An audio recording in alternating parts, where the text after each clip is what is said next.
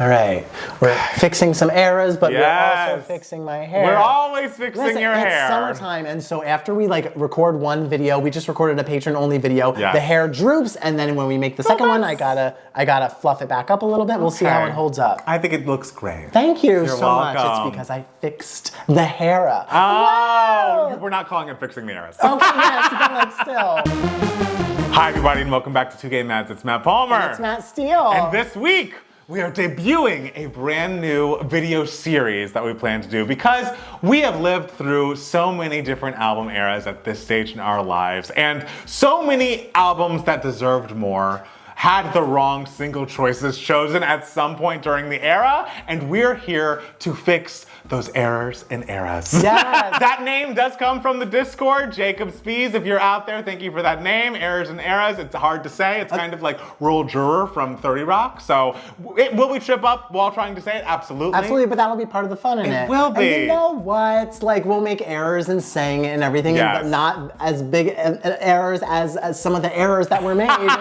In these eras. We'd like to say before we get started, before we dive into these, we realize this is not always the artist's choice. Yes. It's like the artist only has so much pull when it comes to single choices and things of that nature. We're not blaming the Olivia Rodrigos, the Gagas, the Mariahs of the world, but the label, maybe this one's on you. The people whose names we don't know. Right. Sometimes they're just the devils who are hidden behind the curtain. It's true. It's disgusting and it's devastating because these are all albums that we love. Yes. And that we're going to talk about, but it's just like they should have been more successful, and they could have been more successful if we chose the fucking singles. We chose the singles. If it was up to us. If we fixed the errors in the eras. Yes, you said it. We're saying it. Errors. In my theater training is helping me. Errors in the eras. Yeah, this should be like a warm-up exercise for the theaters. Errors in the eras. Errors in the eras. Errors in the eras. Beautiful. Look Thank at you very much. BFA. Should we jump into our first album, which is an album that came out pretty recently, within the past year. And an album that was successful. Yes, absolutely was successful. So we are not trying to say like, ooh, Guts was a flop, because it absolutely wasn't. Of course, the album did incredibly well. The opening week was incredible. The overall sales, incredible. Nominated for Album of the Year. It was a success by a lot of metrics. But when we're talking about like the single choices and like where the singles landed, especially coming off of an album era like Sour, which was so perfectly planned out and all those singles choices were perfect choices, it just went a little awry. I think there was confusion there because it was like, wait, what's the single? Well, the great error of this era is that there was no second single for so long, and there were so many great options, one in particular that were perfect second single choices, even songs that like had music videos that like were accompanied them that were still not like the official singles. And I know there are going to be people in the comments being like, well, actually this was the official second single. Well, actually this was the official second single. Everyone has a different theory as to what the second single of Guts was, which is a problem. That is the problem. I'm assuming what most of the comments will say is that Bad Idea Right was the second single, but it did not go to radio when that song first came out, and it went to radio like I think much after the album was even released, and that song came out before the album was released.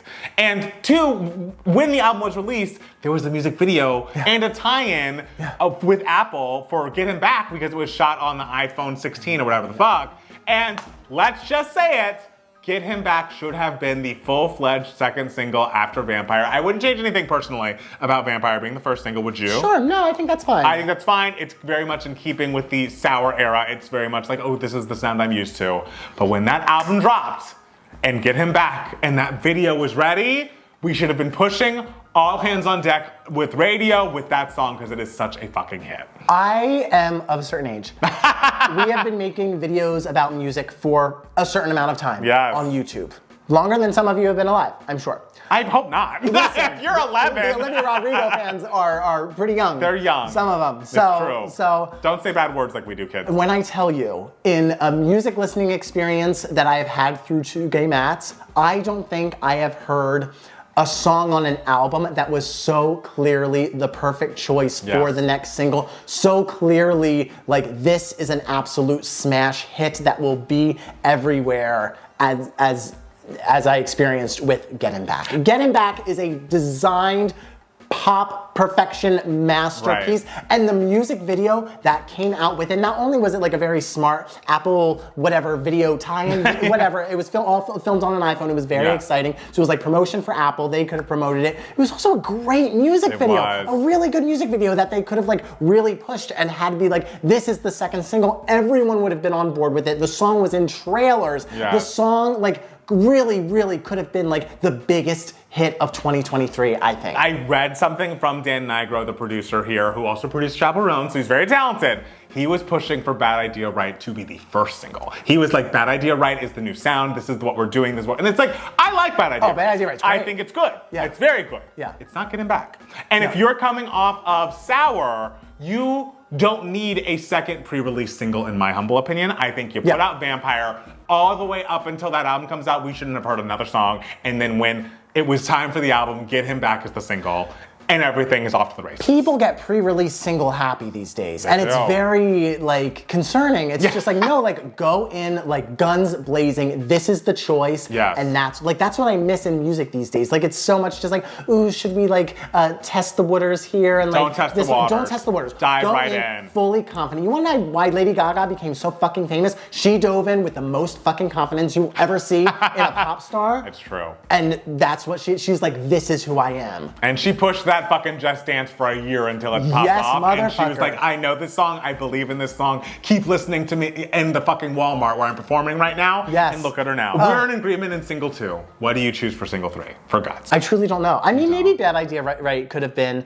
What are the other songs? I mean, I know what yours would be. You should. And you better not say Lacey, bitch. I'm not going to say Lacey. I am a Lacey stan. I am an ardent Lacey defender. I love it. But like, that's not a single in the fucking slightest. No. I would have chosen Bad Idea Right officially. Okay. If Ballad of a Homeschool Girl was the third single, I would be open to that. My thought is, after Get Him Back becomes the song of whatever fucking season it comes out in, I think you do Making the Bed. I love Making the Bed. It is so singable. It is emotional. It's like the girls who love Vampire would love Making the Bed. Sure. She's a beautiful balladeer. And if there's another single before the Grammys, I might even go for, I'm with you. I'd go Ballad of a Homeschool Girl. Okay. And then I Have a Dream. It's always good to come to the videos with dreams. Okay. We go to the Grammys.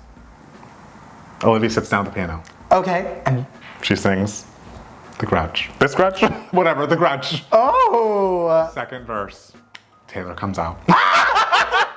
They work it out in the remix. You just got inspired by that Brat. I did. This is how every fucking song should be remixed. Is like the person you're singing about. If they're famous and can write a verse, get them on. And the thing is, I don't want to hear it on now. I mean, maybe they could put an album studio version after, but it's like mostly I want you both at the fucking Grammys fighting over who's winning album of the year, and for Taylor to have a fucking rebuttal in that song. Because why did you do that? I mean, that would be a true moment, and Taylor would be down. I don't know if she I feel like she'd be down. I don't know you know she would. She's down for some fun.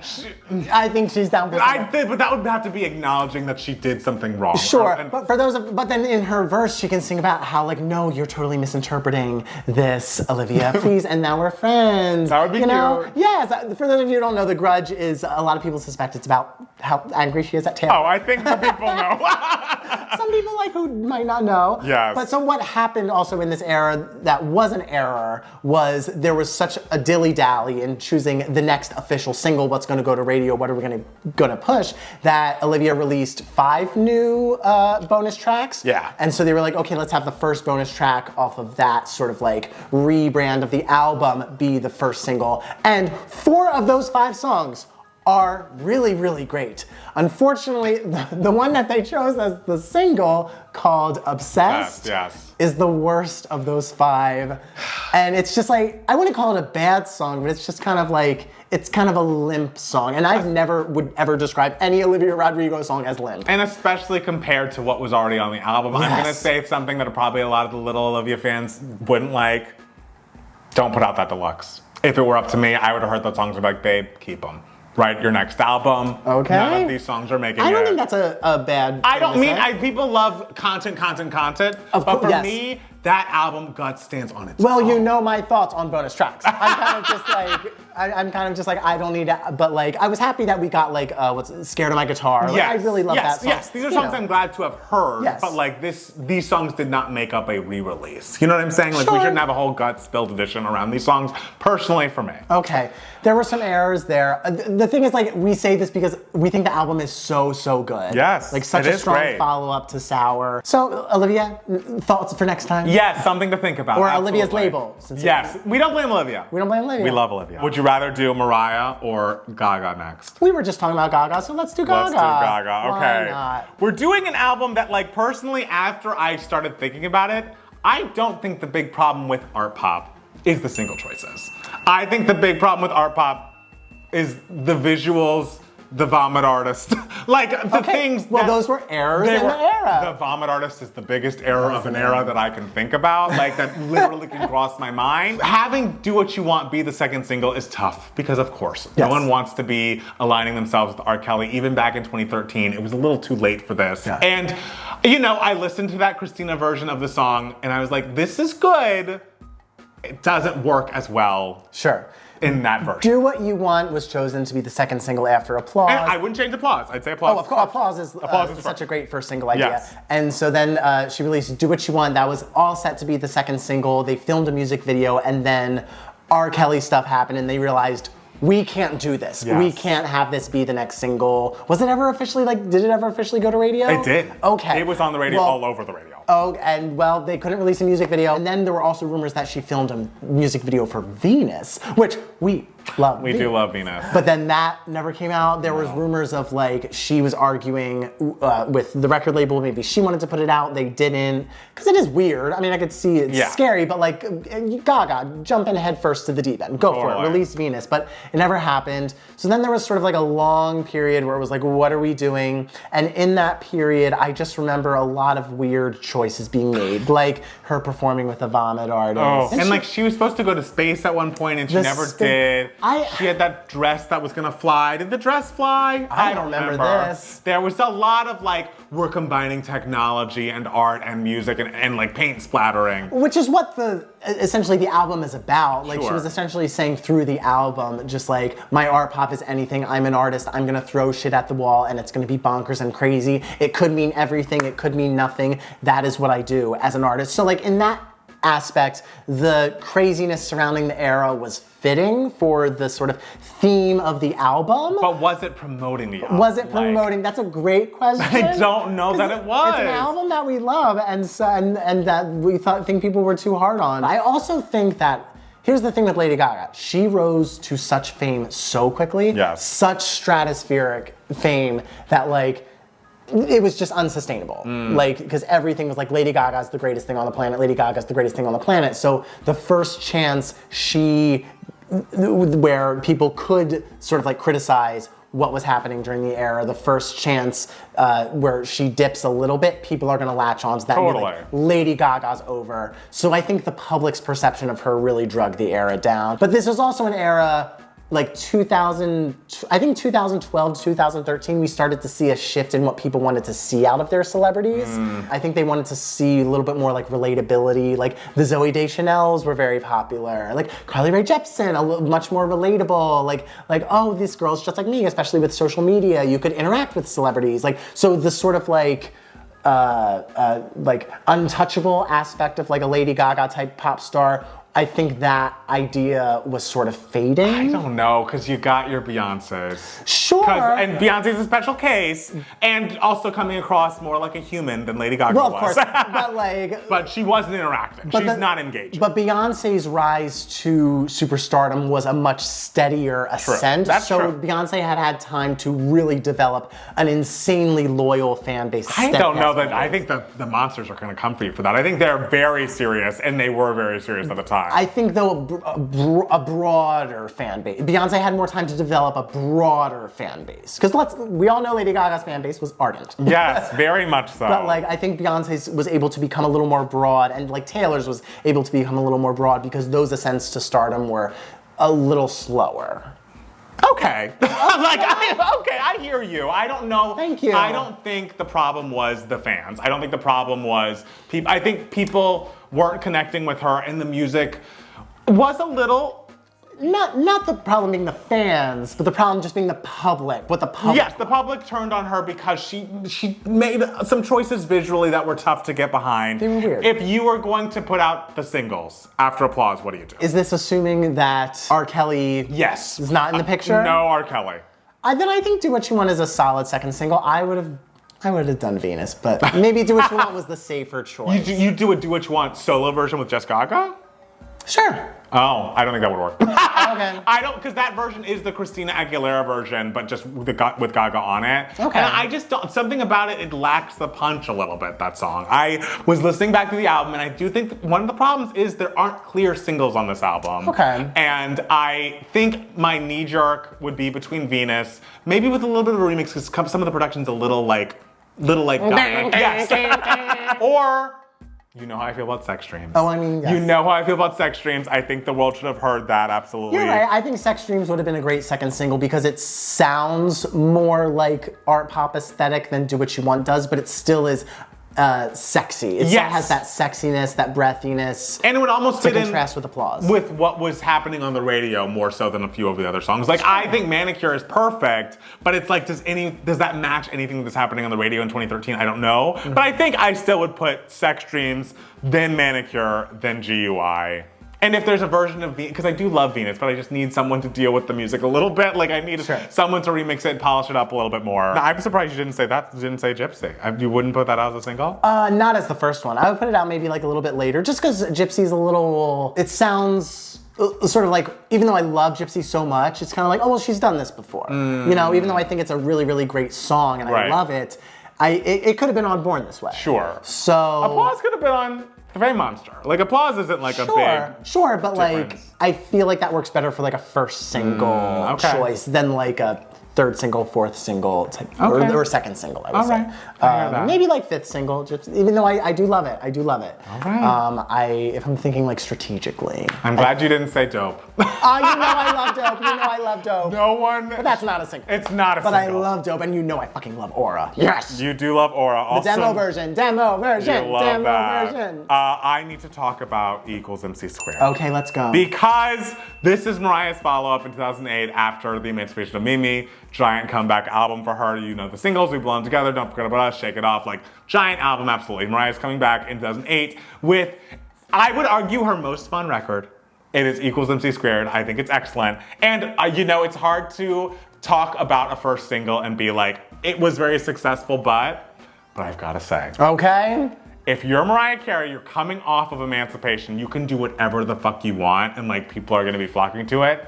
Put out fucking Migrate first. And I feel like there's so many all over the internet. If you ever find a Mariah forum, they're probably arguing about why Migrate wasn't the single to this fucking day. She's probably like a secret hidden member. She has like a secret like surname that's something just like Someday Sucks. 1, 2, 3. Like that's what she calls herself, and she's on those forums being like, well, you know, Migrate should have been the first single.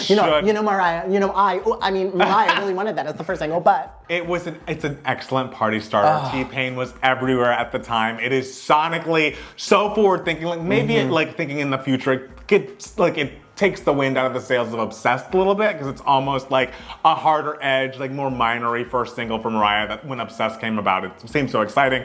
But whatever, the song is excellent, it's amazing. She looked gorgeous when she performed it on SNL. I love it, it's like one of my favorite Mariah, like up-tempo. It's an excellent one! Fun. It's so breezy, but yet so melodic. It's so well done. It's like the better than It's Like That. And like completely. It's just that. I think I would probably put Touch My Body out second. Okay. This is an album where Mariah's up-tempos are better than the ballads overall. And like I get, she's like, I gotta find another We Belong Together. I gotta find another We Belong Together.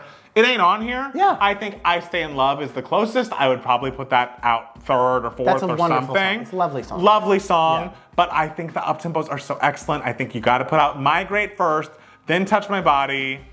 Then, because I want to be exciting, 3, I'll Be Loving You Long Time. I love It's a great song, and it was put out after the era had died because of Nick Cannon and the marriage, and she like went off the map for so long. That's a whole different error to the era. That was an error to the era that we can't blame the label on, unfortunately. But then the second single choice of Bye Bye, it just is like, even though there are parts of Bye Bye I do like, I think the chorus has a nice little melody, but there's nothing that will get me past that. This is for my peoples who just, it's just like that whole hook is bad. And it so clearly feels like, oh, let's put We Belong Together and Once We Date together and like make this giant hit. It just was a misfire. It's just not what was happening at the time. No. Like the sort of like slightly sappy, like people dying and it's sad song, but like we're gonna add a beat to it. Like it's just not what was happening in what, 2008? I don't think it's ever happened. Okay. I don't think that has ever happened. No. So that was an era killer. Yeah. If it were up to me, I'd go Migrate, Touch My Body, I'll Be Loving You Long Time, I Stay in Love.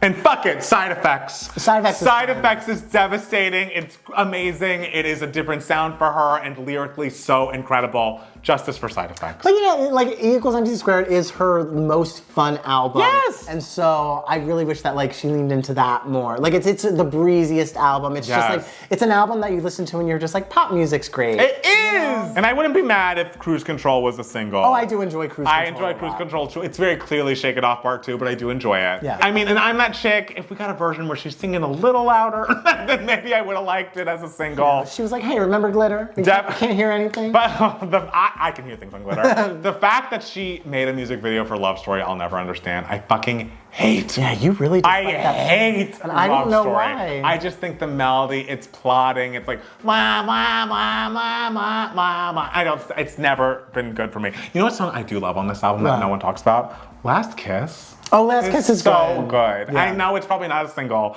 but there was a way to make this album like be a giant moment for her with those single choices, and I feel like we missed the boat. But if we were gonna go back, if we were gonna fix the errors in the era, is what we would do. Well, let's have a Justice for E=MC² moment, like how there was a Justice for Glitter moment. I think there should be that, so Lambs get on it, absolutely. Steele, do you have any other things you want to tell the people about the errors for the eras? I don't think so. Tell us in the comments below what eras that were mismanaged in your opinion that you think could have been better. That way maybe we can talk about them if we agree on the next time we do. Exactly. It was an era ruined by probably the wrong single choice. So I feel like that's the most common thing. If you need us to fix it, tell us below how you gonna fix it.